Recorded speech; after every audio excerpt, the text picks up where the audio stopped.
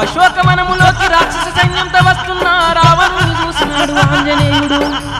ఈడే లంకాధిపతి అని గమనించి చలి సప్పుడు కాకుండా చెట్టు మీదనే కూర్చొని ఆ మాయ రావణుని చేష్టలు చూస్తున్నాడమ్మో.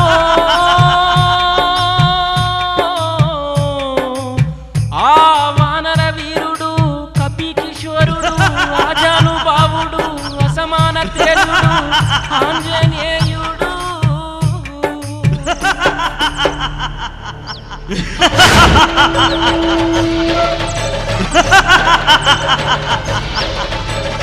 సీతా ఓ సీత, నీ రూప లావణ్యం చూసి ముగ్ధుడనైపోతిని.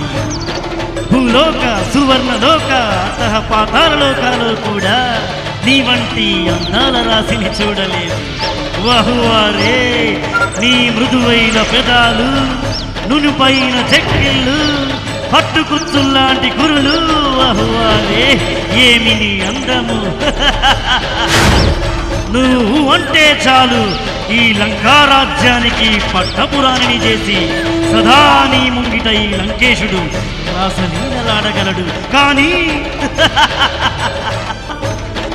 రామా రామా అంటూ రాముణ్ణి తలిచి కుమిలి కృషించిపోతున్నవే దేవి. ఎన్నడో నీ రాముడు నేహపాలై ఉంటాడు. సామాన్య మానవునికై కుమిలిపోవడం తప్పు తప్పు. ఇప్పటికైనా నీ మనసు మార్చుకొని నా చెంత చేరు. బహువారే, స్వర్గ సుఖాలను అనుభవించు. కాదంటవా దేవి? ఎన్ని నాళ్ళైనా నీ కోసం వేచి ఉంటాడు ఈ లంకాధిపతి. ఆలోచించు, తెలివిగా యోచించు.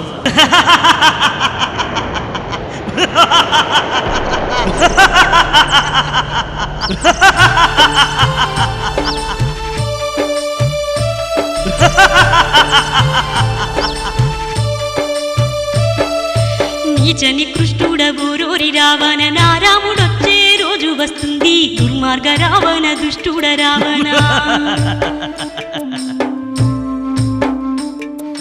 నీ కళ్ళు కాకులు గద్దలు ఒడువా ఓరోరి రావణ, మాయవి రావణ. నన్ను వేధించి సంతోషపడకూర రాక్షస రావణ, లంకా రావణ. నా రాముడొచ్చే రోజు వస్తుంది. దుర్మార్గ రావణ, దుష్టుడ రావణ.